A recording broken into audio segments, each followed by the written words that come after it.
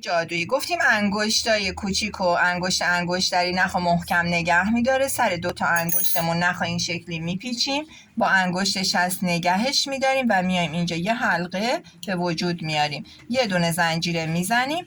دوباره میخوایم بیایم داخل این حلقه جادوییمون 6 تا دونه پای کوتاه بزنیم. 1 2 3 4 5 و 6 تا دونه پای کوتاه میزنیم، محکم میکشیم و میایم یه دونه بس میزنیم سر اولین پای کوتاهی که داشتیم. پس اینجا من 6 تا دونه پای کوتاه دارم.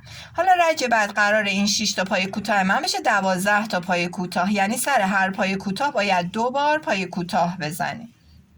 پس میام داخل پایه بعدی از اینجا 2 تا پایه میزنم. 1 2 3 4 5 6 7 8